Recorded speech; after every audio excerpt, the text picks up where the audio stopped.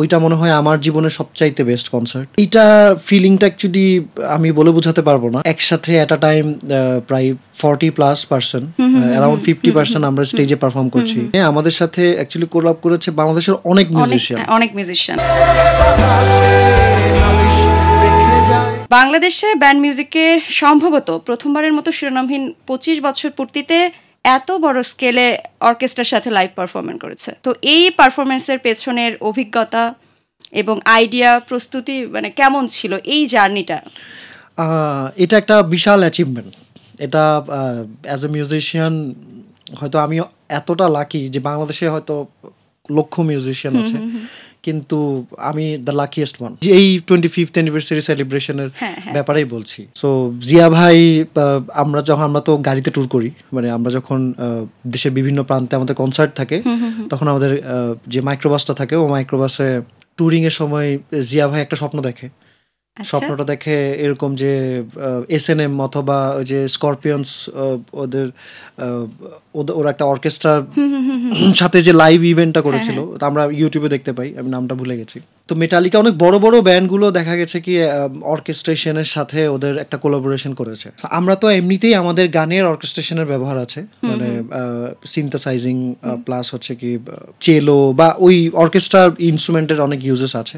তো আমরা তো ডেফিনেটলি চেয়েছি যে একটা লাইভ ভার্সন যদি আমরা করতে পারি, এটা তো গনা B one of a kind. পরে জিয়া ভাই যেই কথা সেই কাজ উনি আমাদের সাথে শেয়ার করলো, আমরাও সবাই মানে উঠে পড়ে লেগে গেলাম। সো অর্কেস্ট্রা টিম নিয়ে একটা বিশাল বড় ছিল, গ্যাঞ্জাম ছিল, মানে আমরা পাচ্ছিলাম না যে কারা আমাদের সাথে বাজাবে। তো ফাইনালি হচ্ছে আমরা লক করলাম মুম্বাই সিম্ফনিক অর্কেস্ট্রাকে, ওরা আমাদের গানগুলোতে অর্কেস্ট্রা বাজিয়েছিল, আর এইখান থেকে ঢাকা অর্কেস্ট্রা আমাদের সাথে কোলাব করেছিল আমাদের ইভেন্টে। এইটা ফিলিংটা অ্যাকচুয়ালি আমি বলে বোঝাতে পারবো না, কারণ ওইটা মনে হয় আমার জীবনের সবচাইতে বেস্ট কনসার্ট সোফার এখন পর্যন্ত। একসাথে এট আ টাইম প্রায় 40+% অ্যারাউন্ড 50% আমরা স্টেজে পারফর্ম করছি। খুব প্রিসাইজড ছিল সবকিছু। মিউজিক্যালি যদি আমি বলি, আমাদের সবার টকব্যাক ছিল, সবার ইনিয়ার ছিল, মানে সবকিছু ইনস্ট্রাকশন দেওয়া ছিল। তো পুরো শোটা ছিল একদম স্ক্রিপ্টেড, অর্থাৎ 4 ঘন্টার একটা শো। আমরা এগুলো মনে রাখাটাও ডিফিকাল্ট, সো সবকিছু মিলিয়ে এত সুন্দর করে আমরা জিনিসটা পুল অফ করতে পেরেছি, এতে আমরা অ্যাকচুয়ালি অনেক হ্যাপি। আর এখানে আমাদের সাথে অ্যাকচুয়ালি কোলাব করেছে বাংলাদেশের অনেক মিউজিশিয়ান।